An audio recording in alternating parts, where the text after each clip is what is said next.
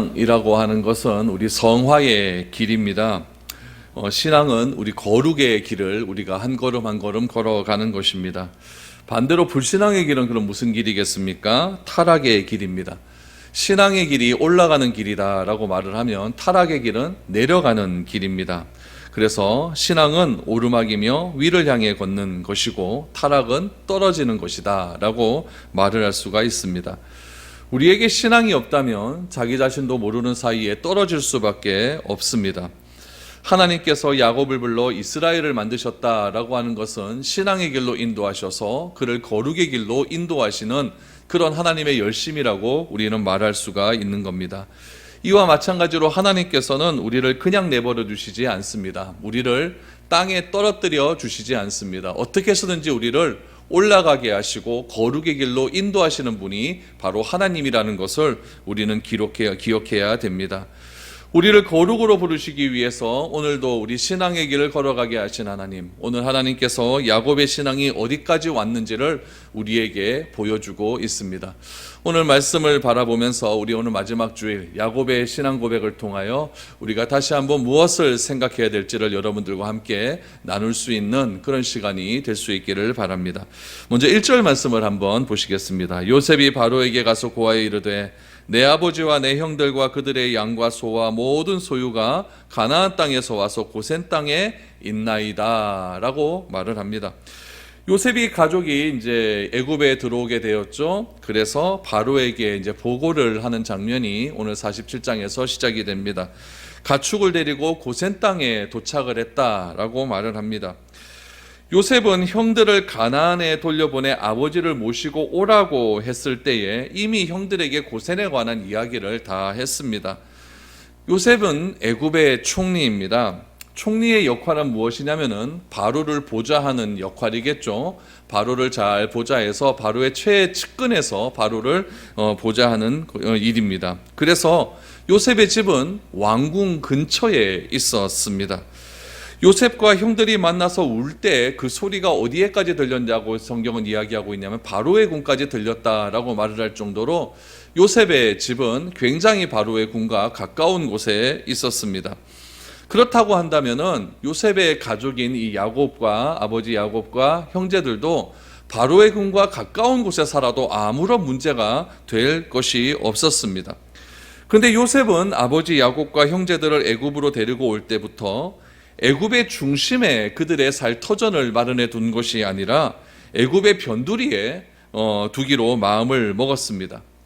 자신은 직책으로 인하여서 애굽 중심가에, 다시 말하면 바로와 가까운 곳에 있었지만은 나머지 가족은 고센에 두었습니다. 그러면은 이 고센이 우리에게 주는 의미는 무엇일까요? 몇 가지로 생각해 볼 수가 있습니다. 첫 번째로 고센 땅은 목축하기에 굉장히 좋은 곳이었습니다. 그래서 지도상에 보면은 고센 땅은 삼각지로 불리는 곳에 아주 좋은 땅에 이렇게 위치해 있었습니다.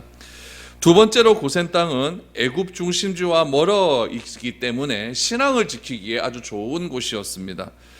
여러분, 이스라엘 사람의 믿는 신은 하나님 한 분이죠. 유일신 사상입니다. 그런데 애굽은 다신교입니다. 그래서 나일강을 중심으로 해서 나일강 중심에 굉장히 많은 신전들이 존재를 했습니다. 또 하늘의 해와 달과 별까지도 믿는 그런 다신교를 이집트 사람들은 추구해 왔습니다. 그렇기 때문에 다신교적인 신앙의 영향을 받지 않기 위해서는 그런 중심가와는 조금 떨어진 곳이 좋았던 것입니다. 세 번째는 고센 땅이라고 하는 곳은 가나안 땅과 굉장히 가까운 곳이었죠. 우리 가나안 땅은 이 해변길이라고 하는 지중해 연안의 길이 아주 좋은 길이 있는데 그 해변길로 해서 북쪽으로 계속 올라가다 보면은 가나안 땅을 지나서 동쪽에 바벨론과 티그리스 유브라데스 강 유역까지 갈 수 있는 그런 길로 다 연결이 되어 있습니다. 그래서 고센은 가나안 땅과 가장 가까운 곳에 위치했기 때문에 이제 우리가 다시 가나안 땅으로 가야 한다라는 것을 전제하고 있는 것입니다. 그래서 요셉은 이 모든 가족들을 고센 땅에 두었습니다. 우리는 어떻습니까? 우리는 중심을 좋아하죠. 그래서 교육의 중심, 또 경제의 중심, 산업의 중심을 우리는 항상 추구하고 살아갑니다. 우리도 그런 곳에서 살기를 원합니다. 그러나 성경은 그 중심에서 조금은 떨어질 것을 요구하고 있습니다. 왜냐하면 신앙을 지키기 위함입니다. 왜 조금 떨어져야 신앙을 지키기가 좋냐? 우리 성경에서 말하는 가장 중요한 핵심은 무엇이냐면은 하나님을 사랑하는 일입니다. 하나님을 사랑하는 것에 그치는 것이 아니라 우리 사람을 사랑해야 된다라는 것이 성경의 가장 큰 핵심적인 사상이죠. 사람을 사랑한다라고 하는 것은 사람을 섬기는 것을 뜻하고 있습니다. 그런데 중심에 들어가면 들어갈수록 사람을 섬기는 일이 굉장히 힘이 듭니다. 여러분, 높은 직위에 올라간 사람이 사람을 잘 섬길 수가 있을까요? 그렇지 못합니다. 오늘날 교회가 중심을 굉장히 좋아하죠. 그래서 중심을 자꾸 좋아하기 때문에 중심으로 들어가려고 합니다. 중심에 있는 사람들이 교회로 오면 굉장히 좋아합니다. 그러다 보니까 교회 안에 기득권이 생기기 시작합니다. 기득권이 생기면 사람을 잘 섬기려고 하지 않습니다. 로마의 황제들이 유대의 땅을 다스리기 위해서 택한 방법이 무엇이었냐면은 기득권을 권력의 중심으로 끌려고 왔습니다. 그 기득권의 핵심에는 누가 있었냐면은 종교 지도자들이 있었습니다. 우리가 잘 아는 대제사장, 바리새인, 서기관들, 그런 종교인들에게 로마의 권력의 일부를 나누어 주었죠. 로마 정부는 그들에게 권력을 나누어 주자 그들이 권력의 맛을 알기를 시작합니다. 원래 이 종교인들은 누구를 사랑하는 사람들이었냐면 하나님을 사랑하고 사람들을 사랑하며 사람들을 섬기는 그런 역할을 하는 사람들이었습니다. 그런데 그들에게 권력이 생기자 사람을 섬기려고 하지 않습니다. 사람을 섬기려고 하지 않고 오히려 섬김을 받으려고 하는 그런 일들이 자꾸만 일어나게 되는 것이죠. 그러다 보니까 그 권력의 맛을 아는 사람들이 자신의 권력을 지키기 위해서 어떤 일을 벌이냐면은 예수님 쪽으로 사람이 자꾸 몰리자 예수님을 죽여버리는 그런 일까지 행하게 되는 것입니다. 그렇기 때문에 예수님은 이 땅에 오셔서 기독교의 본질을 알려주기 시작합니다. 율법의 본질이 도대체 무엇이냐? 그것은 사랑이라는 것이 아니냐, 사랑. 하나님을 사랑하고 사람을 사랑해야 되는데 기득권의 맛을 들인 종교인들이 사람을 사랑하지 않는 그런 일들이 자꾸 벌어지자 이 예수님께서는 그들을 향하여 아주 독한 독서를 퍼붓기 시작하지 않습니까? 이 독사의 자식들아 라고 하면서 굉장한 독서를 퍼붓기 시작을 하는 것입니다. 예수님께서 행하신 모든 사역의 중심은 예루살렘이 아니었습니다. 예루살렘과 떨어진 변방 갈릴리였습니다.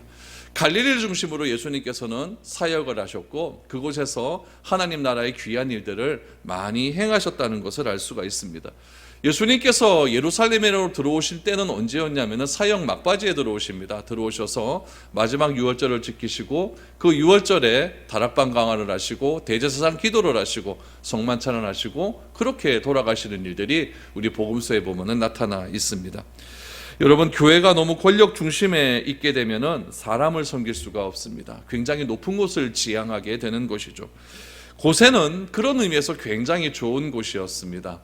목축하기 좋은 곳이었고 신앙을 지키기 좋은 곳이었고 그들이 추구해야 될 가나안 땅과 가까운 곳이었기 때문에 요셉은 여러 가지를 생각해서 자신의 가족을 고센 땅에 두기를 원했던 것입니다. 그래서 요셉은 자신의 가족들이 다 들어오자 지금 바로에게 고하는 겁니다. 내 아버지와 형들과 그들의 양과 소와 모든 소유가 가나안 땅에 와서 지금 어디에 도착을 했다? 고센 땅에 도착을 했다라고 말을 하고 있는 것이죠. 요셉이 고센 땅에 갔습니다. 고센 땅에 가서 아버지와 감격적인 상봉을 하고 난 다음에 무엇을 했는가? 우리 2절에서 4절까지의 말씀을 보십시오. 그의 형들 중 5명을 택하여 바로에게 보이니 바로가 요셉의 형들에게 묻되 너희 생업이 무엇이냐? 그들이 바로에게 대답하되 종들은 목자이온데 우리와 선조가 다 그러하니이다 하고 그들이 또 바로에게 고하되 가나안 땅에 기근이 심하여 종들의 양떼를 칠 곳이 없기로 종들이 이곳에 거류하고자 왔사오니 원하건대 종들로 고센 땅에 살게 하소서라고 말을 합니다. 우리 2절에 보니까 요셉이 형들 중에 몇 명을 선택하냐면 5명을 선택합니다. 5명을 선택했는데 그 5명이 어떤 사람인지는 성경에 나와 있지 않습니다.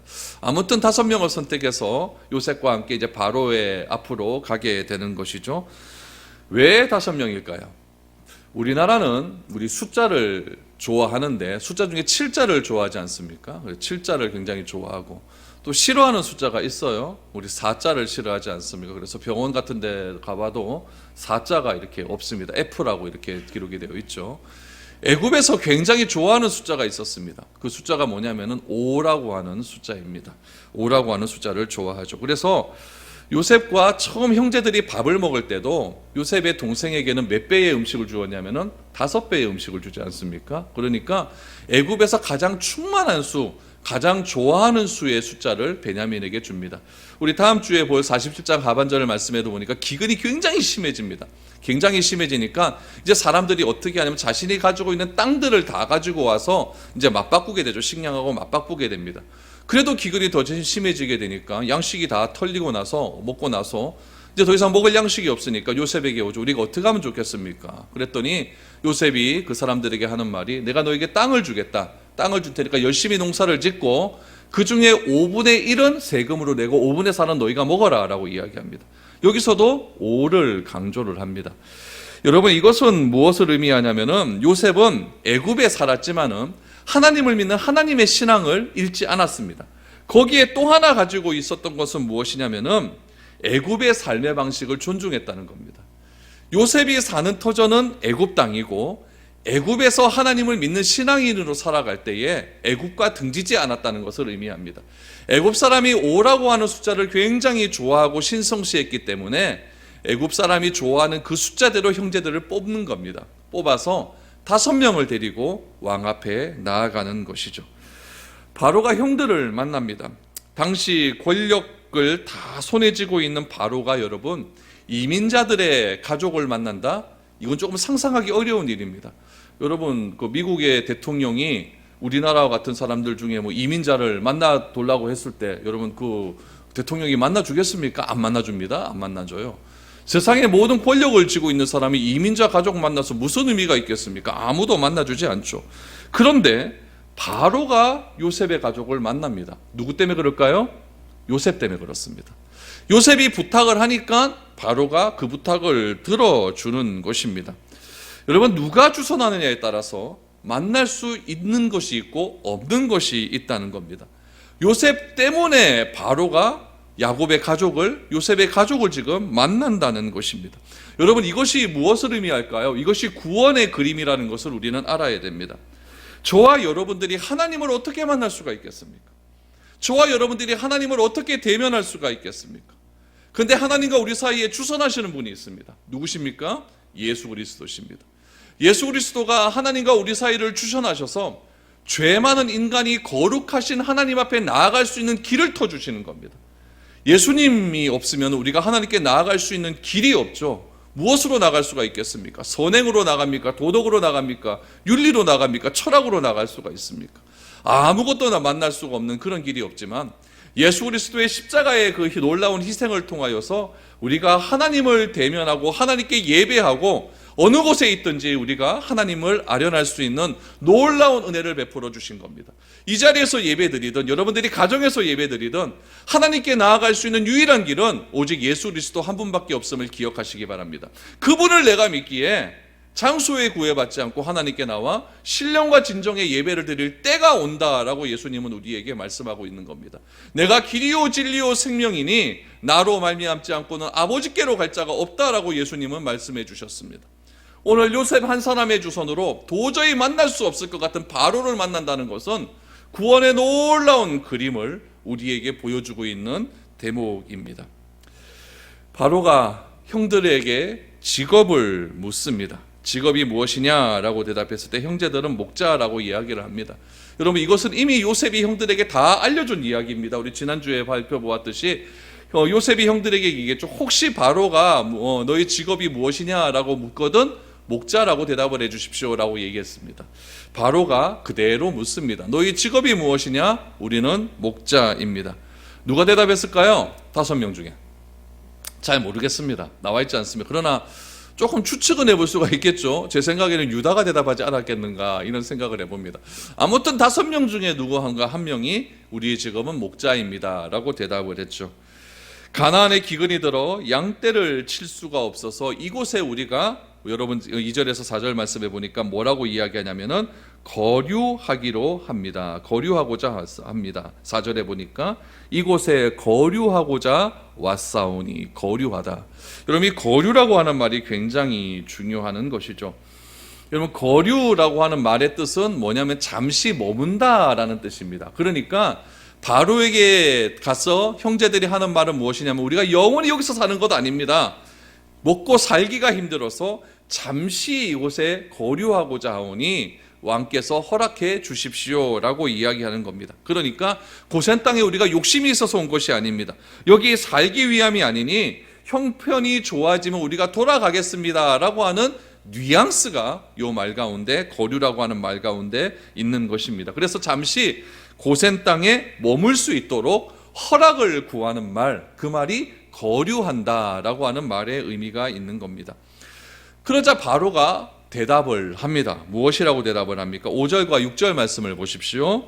바로가 요셉에게 말하 이르되 내 아버지와 형들이 내게 왔은즉 애굽 땅이 내 앞에 있으니 땅의 좋은 곳에 내 아버지와 내 형들이 거주하게 하되 그들이 고센 땅에 거주하고 그들 중에 능력 있는 자가 있거든 그들로 내 가축을 관리하게 하라라고 이야기를 합니다. 바로가 허락을 하죠. 허락을 하는데 대답을 누구에게 합니까? 오늘 5절 말씀에 보니까 바로가 요셉에게 말하여 이르되 라고 말을 합니다. 형들에게 말하지 않고 요셉에게 이야기를 합니다. 이야기를 하면서 뭐라고 이야기를 하냐면은 좋은 땅에 거주하라, 고센 땅에 거주하라라고 하는 허락을 받았는데 여기서 여러분 중요한 말이 하나 나옵니다. 무슨 말이냐면은 6절 말씀에 보니까 하반 중간쯤 보십시오. 그들이 고센 땅에 거주하게 하고 그들 중에 능력 있는 자가 있거든 그들로 내 가축을 관리하게 하라. 여러분, 이 말이 굉장히 중요합니다. 여러분, 바로가 고센 땅에 거주할 것을 허락하고 난 다음에 무엇이냐면은 형제 중에 능력 있는 자가 있으면 바로의 가축을 관리하다라는 것은 무엇이냐면 청지기로 임명한다는 겁니다. 청지기로 임명한다는 것은 무엇인가 인정을 받아야 된다는 이야기죠. 요셉도 여러분 군이 시위대장 집에 가서 청지기로 임명이 되지 않았어요. 그때 요셉의 삶이 굉장히 좋았기 때문에 보디발의 청지기가 된 거거든요. 재산을 맡기는 겁니다.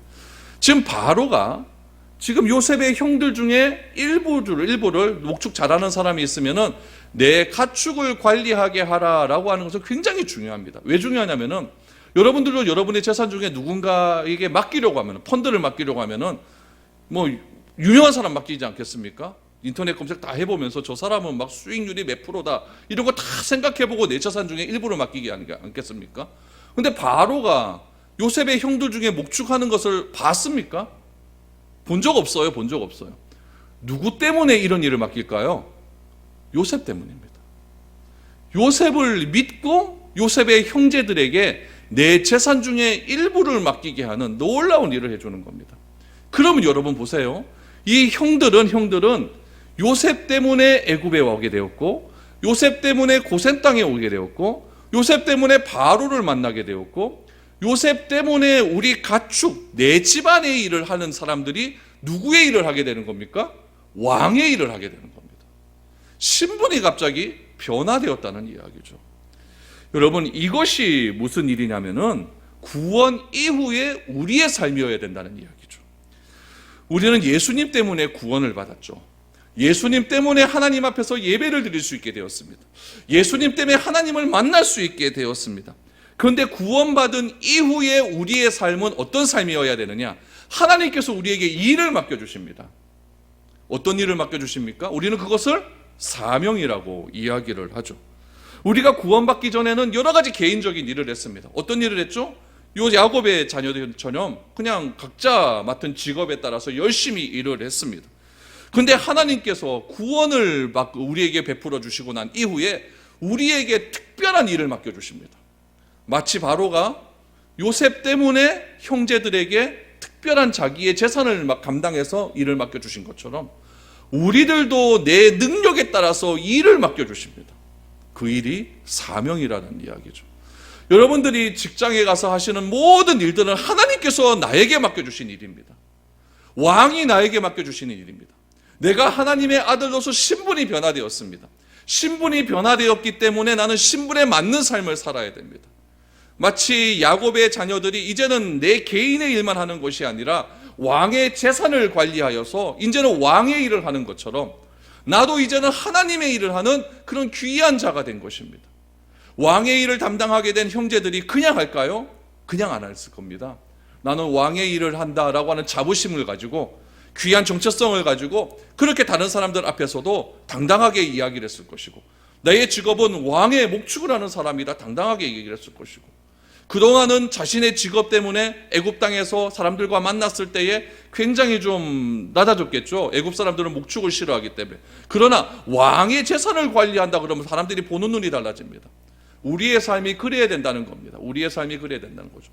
직업의 경중이 중요한 것이 아니라 내 직업을 따라서 하나님께서 나에게 왕의 일을 맡겨주신 거다. 그것이 하나님께서 맡겨주신 일이다. 그러한 사명감을 가지고 당당하게 세상 속에서 나아가서 사는 것이야말로 구원 이후의 우리의 삶이라는 것을 우리는 꼭 기억해야 되는 것입니다. 그러므로 신앙이라는 것은 무엇이냐면은 내가 누군지 아는 겁니다. 내가 누군지 아는 겁니다. 나의 신분이 변화되었다는 것을 내가 인정하는 겁니다. 죄인의 신분에서 하나님의 자녀가 되었다는 그 신분의 변화를 내가 아는 것, 그것이 믿음이고 신앙이라는 이야기죠. 하나님의 아들의 신분이 되었습니다. 아들이면 아들답게 사는 겁니다. 그것이 성화입니다. 내가 왕의 직분에 왕의 재산을 관리하는 사람이 되었다고 한다면은 이제 부정부패하는 것이 아니라 정직하게 도덕적으로 윤리적으로 신실하게 바로의 마음에 맞게 그렇게 사는 것이 왕의 신하로서 사는 삶을 사는 것이 아니겠습니까? 우리가 하나님의 삶이 하나님의 자녀가 되었다고 한다면, 하나님께서 나에게 이런 일을 맡겨주셨다고 한다면, 신분의 변화가 되었다고 한다면 나도 하나님의 자녀답게 삶을 살아야 된다는 이야기입니다. 여러분, 그것이야말로 내가 하나님의 자녀답게 사는 삶, 그것이 성화의 삶이고 그것이 위로 올라가는 삶입니다. 타락하지 않는 삶입니다.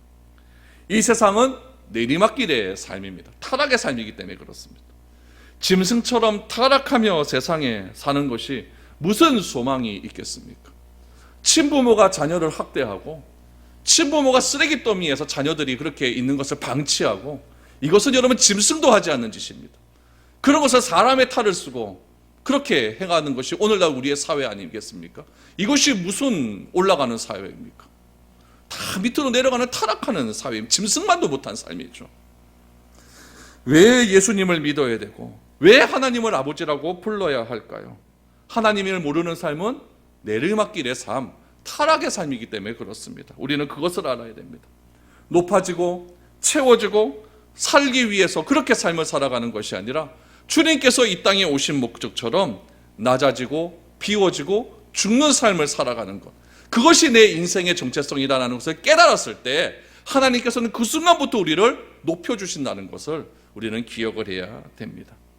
오늘 본문 말씀에 이 형들은 좀 이런 말이 좀 표현이 그렇지만 동생들 때문에 팔자가 고친 겁니다. 팔자가 고친 거죠. 그 목동이 무슨 왕의 일을 합니까? 팔자 고쳤죠. 우리도 예수님 때문에 팔자 고친 겁니다. 하나님의 일을 하게 되니까요. 얼마나 귀한 일입니까? 오늘 이 본문 속에서 그런 우리의 사명을 알게 되었다는 것입니다.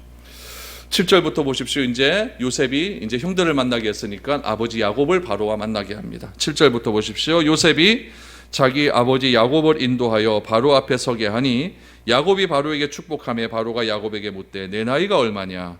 야곱이 바로에게 아뢰되 내 나그네 길의 세월이 130년이니이다. 내 나이가 얼마 못되니 우리 조상의 나그네 길의 연조에 미치지 못하나 험악한 세월을 보내었나이다 하고 야곱이 바로에게 축복하고 그 앞에서 나오니라. 야곱이 요셉의 소개를 받아서 이제 왕 앞에 서게 됩니다. 그런데 여기서 좀 이상한 게 나오죠. 7절 말씀에 보니까 바로 앞에 서게 하니 야곱이 바로에게 뭐 했다? 축복했다라고 나옵니다. 축복했다. 여러분, 이것이 상식적이지 않습니다. 보통 보면은 높은 직위에 있는 사람 앞에 우리가 서게 되면은 내가 먼저 말을 하지 않습니다. 여러분들도 직장 아주 높은 최고 높은 사람을 만나게 되면 여러분들이 먼저 말합니까? 아니잖아요. 위에 사람이 먼저 말을 하죠. 말을 하게 되면은 밑에 사람들이 거기에 대답을 하죠. 질문도 잘 못합니다. 그렇죠? 그렇게 되는데 천하를 호령하는 바로 앞에서 야곱은 뭐 하는 사람이었냐면 목자였거든요. 그 사람이 딱 오자마자 만나자마자 하는 얘기가 뭐냐? 하나님이요, 바로에게 복을 내려 주옵소서. 축복을 하는 겁니다. 바로가 벙쩍했죠. 진짜 황당했을 겁니다. 그러니까 바로가 하는 말이 뭐냐니까 네 나이 몇이고 나이를 묻게 되는 것이죠.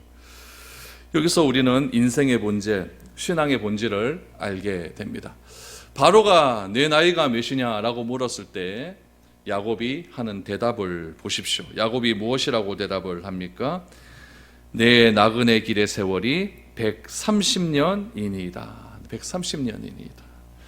첫 번째로 야곱이 대답하는 우리의 인생의 길은 무엇이라고 대답을 합니까? 우리의 인생은 나그네 길이다. 나그네의 인생이다. 라는 것을 강조합니다. 야곱은 바로에게 나그네 길 세월이 130년이다. 라고 말을 합니다. 야곱은 하나님께 바로에게 복을 달라고 기도합니다. 그리고 나그네 길 130년의 삶을 이야기합니다. 야곱이 바로에게 말하고 싶은 것은 자신의 삶은 나그네의 삶이라는 것이죠. 신앙의 본질이 무엇일까요? 본향을 찾는 겁니다. 신앙의 핵심은 내가 나그네라는 것을 인정하는 것입니다. 야곱은 자신이 애굽에서 내려오는 길에 브엘세바에서 자신의 삶은 나그네의 삶이라는 것을 비로소 깨닫게 되었습니다. 여러분, 야곱이 보십시오. 야곱은 그냥 가나안 땅에 머물고 싶었습니다. 가나안 땅에서 왜 머물고 싶었냐면은 그곳에선 자신의 열조가 묻혀 있는 그런 무덤이 있기 때문에 그렇죠. 헤브론의 무덤이 있기 때문에 그렇습니다. 그래서 야곱은 이제 내가 나이도 많기 때문에 나의 할아버지, 나의 아버지가 묻혀 있는 그 헤브론 땅 막벨라고 그래서 묻히기를 소망을 했습니다. 그런데 그 계획도 내 마음대로 되지가 않습니다. 야곱이 애굽으로 내려가는 길에 두려웠지만 하나님은 그런 야곱을 찾아오셔서 두려워하지 말라. 내가 너와 함께 하겠다. 너와 함께 갔다 다시 올라오겠다라고 말을 해주면서 뭐라고 하셨냐면은 내가 눈을 감을 때에 내 눈을 내 아들 요셉이 감게 해주겠다라고 하는 말씀을 해주셨습니다. 그런 말씀 속에서 야곱은 생각합니다. 죽는 것조차도 내 마음대로 되는 것이 아니구나 라는 것을 깨닫게 되는 것이죠. 우리는 이 땅에 소망을 두고 살아가는 사람이 아닙니다.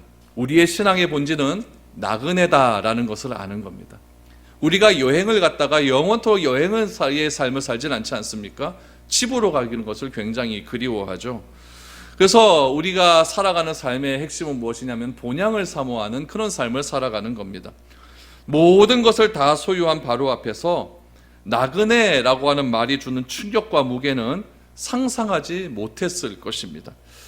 여러분, 나그네는 어떤 특징을 가지고 있을까요? 주인 노릇을 하지 않습니다. 나그네가 어떤 호텔에 들어갔다고 해서 호텔이 내게 아니지 않습니까? 나그네는 주인 행사를 하지 않습니다. 나그네는 어디를 가든지 주인 노릇을 할 수 있는 것이 아닙니다. 나그네는 이 땅에서 기득권도 행할 수가 없습니다. 좋은 호텔에 들어갔다고 해서 거기서 내가 무슨 폼 잡고 그러진 못하지 않습니까? 그 호텔의 기득권은 주인에게 있기 때문에 그렇습니다. 그래서 나그네는 소유하지 않습니다. 나그네의 인생은 잠시 빌려 쓰는 인생입니다. 2박 3일이면 2박 3일, 3박 4일이면 3박 4일 빌려 쓰는 인생이죠. 그렇기 때문에 나그네는 은혜가 없으면 살 수가 없습니다. 내가 아무리 돈이 많다고 해도 내가 당신을 거부한다고 해서 여러분 내가 뭐라고 하지 않지 않습니까? 그래서 은혜 없이 살 수 없는 것이 나그네의 인생입니다. 야곱은 말을 합니다. 130년의 인생을 나그네의 인생이다라고 말을 하죠. 그런 고백하는 말 속에서 야곱이 지금 성화의 끝을 향해서 내달리고 있다라는 것을 알게 됩니다. 왜 그렇습니까? 바로 앞에 바로를 축복해주고 자신의 인생의 본질을 이제 비로소 알아가고 있기 때문에 그렇다는 것입니다. 야곱의 삶을 보십시오. 이삭과 함께 살 때 형의 장자권을 빼앗기 위해서 얼마나 애쓰고 노력을 했습니까? 여러분, 장자권을 빼앗기겠다라고 하는 것은 내가 주인의 삶을 살겠다, 나중심적인 삶을 살겠다라고 하는 의미입니다. 외삼촌 라반의 집에서도 야삼촌 라반의 재산을 빼앗기 위해서 얼마나 주인된 인생을 살고자 애를 썼습니까? 세겜에 와서도 제일 먼저 한 일이 무엇이면 땅을 보러 다니지 않습니까? 땅을 보고 땅을 사서 그 땅에서 장사하며 잘 살기를 원했다는 이야기죠. 주인 되겠다는 이야기입니다. 그러나 야곱은 그렇게 주인이 되고자 노력했지만 한 번도 주인이 된 적이 없었습니다. 마지막으로 헤브론에 와서 아버지와 함께 이곳에 내가 잠들고 싶겠다라고 하는 그런 인생의 계획도 살았지만은 인생의 마지막 주인됨을 계획했음에도 불구하고 그것조차도 되지 않는 것이 야곱의 인생이었습니다. 그래서 야곱은 애굽으로 내려가는 길에 브엘세바에서 자신의 삶을 정리해 본 거죠. 내 인생은 주인된 인생이 아니라 나그네의 인생이구나. 험악한 인생이구나. 나그네의 인생이구나. 야곱은 이제서야 애굽으로 내려가는 길에 나그네 길이라는 것을 알게 된 것입니다. 이 고백이 야곱의 신앙의 큰 무게라는 것을 알 수가 있죠. 그렇기 때문에 모든 것을 다 소유한 바로 앞에서 뭐라고 이야기하느냐. 내 인생은 130년 나그네 인생입니다 라고 말을 할 수밖에 없는 것입니다. 그 말을 듣는 바로가 얼마나 큰 충격에 휩싸였겠습니까? 야곱은 그렇게 자신의 삶을 나그네 삶이라고 정리를 합니다. 두 번째, 야곱이 정리한 인생은 무엇입니까? 험악한 길이다 라고 얘기해요. 험악한 길이다. 험악한 인생을 살았다. 험악하다라고 하는 히브리의 뜻은 좋지 않다, 나쁘다라고 하는 그런 뜻을 가지고 있습니다. 여러분, 인생은 무엇이라고 정의할 수 있을까요? 험악한 세월을 사는 겁니다. 몇 년을 사든 인생은 다 험한 세월을 사는 겁니다. 나그네라는 말 속에 담지 못한 또 다른 말은 험악한 삶입니다. 야곱만큼 험악한 삶을 살기가 쉽지 않습니다.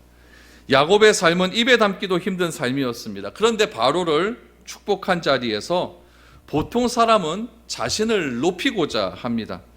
자신의 치부와 약점을 잘 말하지 않죠. 그렇죠? 특별히 높은 사람들 앞에서는 그렇게 이야기하지 않습니다.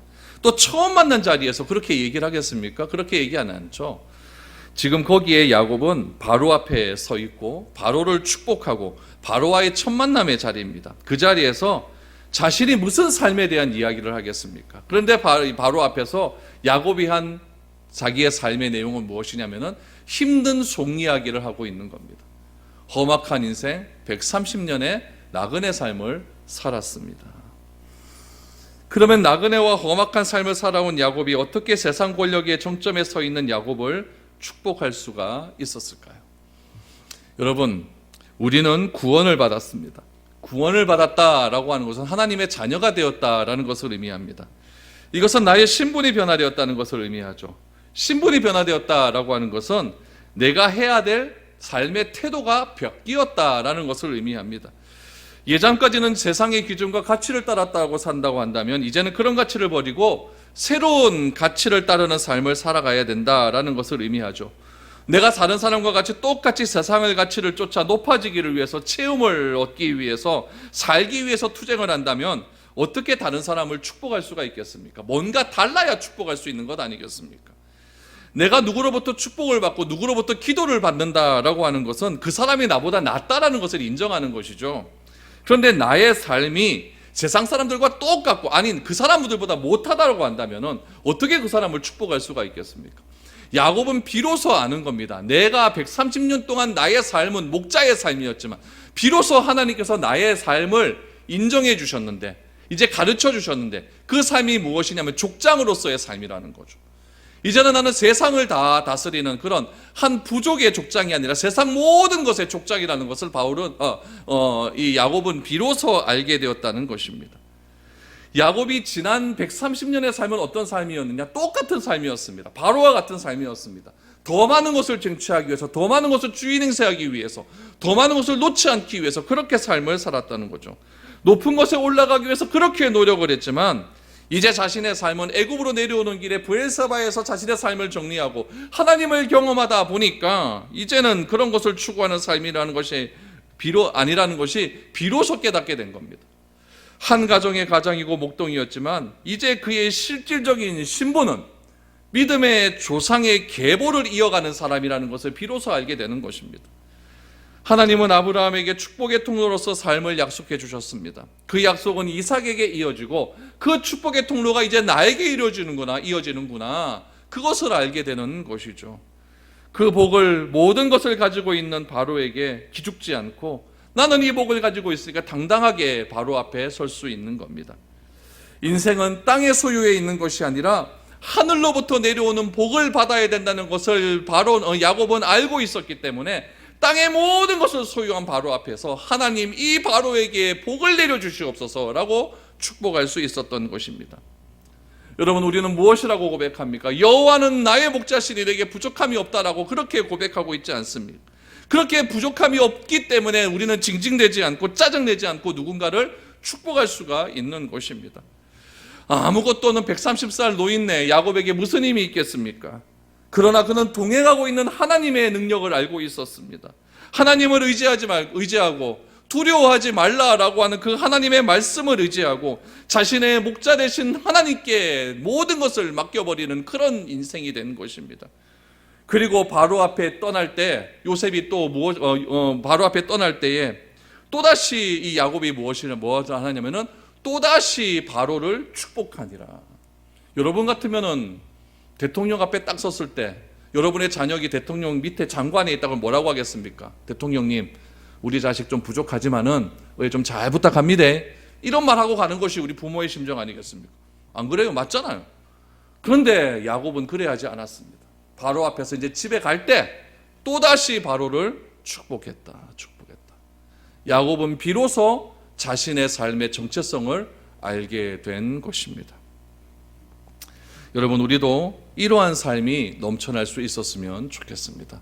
이러한 인생의 모든 것들을 알아갈 때 우리 11절과 12절의 고백이 11절과 12절의 말씀이 비로소 우리 가운데 해석이 되어질 수 있는 겁니다. 11절과 12절 보십시오. 요셉이 바로의 명령대로 그의 아버지와 그의 형들에게 거주할 곳을 주되 애굽의 좋은 땅 람셋을 그들에게 주어 소유로 삼게 하고 또 그의 아버지와 그의 형들과 그의 아버지의 온 집에 그 식구를 따라 먹을 것을 주어 봉양하였더라 라고 말합니다. 여러분, 이 11절과 12절을 잘 보십시오. 잘 보시면은 놀라운 게 있어요. 요셉이 고센 땅에 있는 아버지와 형들에게 무엇을 주었냐면 먹을 것을 주어 봉양을 했습니다. 그렇죠? 먹을 것을 주어 봉양했어요. 그러면은 요셉의 가족들에게 준 고센 땅은 누구 겁니까? 먹을 것은 누굴 겁니까? 집은 다 누구 거였습니까? 애굽 사람의 것 아닙니까? 그렇죠? 요셉의 것이 아니었습니다. 애굽의 것이었고 바로의 소유였습니다. 그것을 가지고, 다시 말하면 내 것이 아니고 애굽 사람의 소유를 것을 가지고 누구를 봉양합니까? 우리 가족을 봉양하는 거예요. 더 크게 보면은 애굽 사람의 것을 가지고 이스라엘의 12지파를 만들어가고 있는 겁니다. 그러면은 애굽은 죽도록 일을 해서 이스라엘 12지파를 만드는데 일조를 하는 거예요. 이해가 되십니까? 여러분, 우리는 하나님을 섬긴다고 착각을 합니다. 그런데 우리가 보이지 않는 하나님을 어떻게 섬길 수가 있습니까? 하나님이 우리를 섬기는 겁니다. 하나님이 우리를 사랑하시는 거죠. 우리가 자녀를 양육하고 섬기고 사랑한다라고 합니다. 그런데 가만히 보면은 그 자녀들 때문에 부모가 사는 거예요. 여러분, 직장 때려치고 싶을 때가 얼마나 많습니까? 근데 누구 때문에 못 때려치는 겁니까? 내 새끼들 때문에 못 때려치는 거예요. 그렇죠? 가만히 보면 자녀들 내 마음에 드는 거 한 구석도 없습니다. 근데 그렇게 애먹이는 자녀들 때문에 내가 자존심 상하면서 죽도록 일을 하는 겁니다. 내가 그렇게 아니다라고 생각하는 거, 내 마음에 그렇게 들지 않는 그 자녀들을 내가 사랑하고 섬길 수 있는 이유는 무엇이냐면은 그들이 마음에 들지 않는 일을 자꾸 하니까 어떻게 해서든지 내가 그들을 변화시키기 위해서 좀 노력하기 위해서 그렇게 내가 죽도록 일을 하는 것 아니겠습니까? 그 자녀들 때문에 부모가 성화의 길을 가는 거예요. 그러니까 기도하죠. 그러니까 자녀들에게 복을 달라고 내가 기도를 하니까 내 삶이 변화되는 것 아니겠습니까? 여러분, 이것이 하나님의 지혜예요. 이런 관점에서 보시면 여러분, 요셉이 바로를 섬기는 것이 아니라 애굽이 요셉을 비롯한 야곱의 70명의 가족을 지금 섬기고 있는 겁니다. 모세를 보세요. 모세를 누가 키웠습니까? 바로의 궁에서 키우지 않습니까? 누가 키웁니까? 모세 엄마가 키워요. 모세 엄마가 키우는데 모세를 엄마를 키울 때 나라에서 돈 받고 키우지 않습니까? 그럼 이런 것으로 보면은 모세를 누가 키웠습니까? 애굽이 키운 것 아닙니까? 교회를 향하여 세상이 얼마나 욕을 하고 있습니까? 이것도 여러분 잘 해야 돼요. 핍박하는 것이 아니라 우리 교회가 정신 못 차리니까, 가만 놔두면 교회가 내려갈 것 같으니까 오르막길 걸게 하려고 거룩의 길을 가게 하기 위해서 교회가 욕을 먹고 있는 겁니다. 세상과 교회의 관계는 둘 중에 하나예요. 세상이 교회를 핍박하든지 세상이 교회처럼 되든지 둘 중에 하나입니다. 그러나 이 둘 다 하나님의 길입니다. 스데반의 순교로 예루살렘의 박해가 시작이 되었습니다. 여러분, 박해가 시작되는 게 무슨 우리에게 좋은 일입니까? 예루살렘에 얼마나 큰 부흥이 일어났는데요. 3,000명, 5,000명이 회개합니다. 120명으로 시작된 예루살렘 교회가요, 순식간에 메가처치가 됐어요. 그럼 좋은 것 아닙니까? 못할 게 뭐 있어요? 다 할 수가 있죠. 사람이 8,000명인데요. 그런데 하나님은 그걸 흩어버리십니다. 왜 흩을까요? 8,000명 모이니까 기득권이 생기는 거예요. 기득권 생기잖아요. 그래서 7집사 뽑는 것 아닙니까? 그래서 흩어지라고 하니까 안 흩어져요. 그러니까 하나님이 하시는 방법은 무엇입니까? 세상이 교회를 때립니다. 스데반을 죽게 만들어버려요. 스데반이 죽어버리니까 예루살렘 교회에 있던 사람들이 흩어지기 시작하는 겁니다. 어디로 흩어집니까? 사마리아로 땅끝까지 흩어집니다. 사도행전의 역사가 그렇게 시작되는 거예요. 예수님께서 올라가시면서 뭐라고 했어요? 성령 받으면 예루살렘에만 머물러 있지 말고 예루살렘과 유다와 사마리아와 땅끝까지 흩어지라고 했는데, 교회 자꾸 커지다 보니까, 사람 자꾸 모이다 보니까 재밌는 거죠. 교회에서 우리끼리 은혜 받으니까 너무 좋은 거죠. 하나님이 사명 감당하라고 핍박을 주는 겁니다. 그래서 흩어지는 거예요. 그런 식으로 우리 오늘날의 현실을 생각해 보면은 흩어지라고 팬데믹이 시작되는 거예요. 교회의 역사는 그렇게 시작이 됩니다. 세상이 어려울 때, 세상이 힘들고 어려울 때 교회가 한 일은 무엇이냐면 그들을 향하여 손을 내미는 일이었어요. 그들을 치료하는 일이었어요. 그들을 섬기는 일이었어요. 그들이 로마 황제가 놀랍니다. 어떻게 저런 사람들이 우리를 섬길 수가 있는가 놀라게 됩니다. 그러면서 교회가 인정이 되는 거예요. 근데 오늘날 교회는 어떻습니까? 다 손가락질하지 않습니까? 하나님께서 교회의 자정 능력을 회복시키기 위해서 지금 어려움을 주시는 거예요. 이럴 때 우리가 해야 할 일은 무엇입니까? 다시 한번 주님 앞에 나아가는 거죠.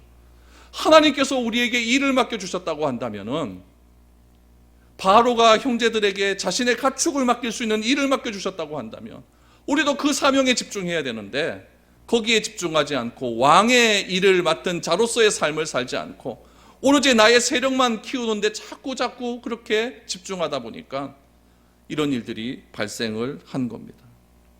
인생이란 어떤 길입니까? 쥐는 인생이 아니라 놓는 겁니다. 나그네의 인생이고 본향을 향하여 인생이고 험악한 세월입니다. 이것이 하나님께서 우리를 규정시켜 놓은 인생의 삶입니다. 그래야 성화의 길을 갈 수가 있는 겁니다. 다 내 마음대로 한다면 무슨 성화의 길을 가겠습니까? 그런데 나그네 길이니까, 은혜가 아니면 살 수 없는 길이니까 하나님을 더 의지하게 되는 것이죠. 이스라엘 백성들은 광야 생활에서 하나님을 의지하는 법을 배웠습니다. 하루하루 하나님의 은혜가 아니면 살 수가 없었습니다. 그러면서 그들은 약속의 땅 가나안 땅에 들어가기 위한 준비를 하는 겁니다. 그냥 가나안 땅으로 들여보내지 않는 이유가 바로 거기에 있는 겁니다. 우리도 하나님께서 나그네로 인생을 주신 이유는 하나님만 의지하는 삶을 살라고, 그래야만 우리가 성화의 길을 가는 것이고 그래야만 우리가 거룩의 길을 갈 수 있기 때문에 그렇게 하나님께서 우리에게 어려움을 주시는 겁니다. 2020년 얼마나 어려웠습니까? 얼마나 힘들었습니까? 얼마나 괴로웠습니까? 만나지도 못하고 나가지도 못하고 같이 모여 예배 드리는 거 별거 아닌 걸로 생각했는데 그것이 이렇게 귀한 일임을 하나님께서 깨달아 알 수 있도록 은혜를 주시지 않습니까? 다사다난했던 2020년 마지막 주일입니다. 우리를 성화시켜 거룩의 길로 인도하시는 하나님께 감사하시고 찬양하는 삶을 끝까지 지켜 그렇게 나그네의 인생을 길을 가다가 본향을 향하여 그렇게 한 걸음 한 걸음 나아갈 수 있는 그런 저와 여러분이 되었으면 좋겠습니다. 그래서 여러분, 우리의 삶은 이런 삶이라는 것을 기억하시고 나그네와 같은 험악한 삶, 하나님과 동행하며 끝까지 한 걸음 한 걸음 나아갈 수 있는 저와 여러분 될 수 있기를 축복드립니다. 우리 에베네셀 하나님 같이 찬양합니다.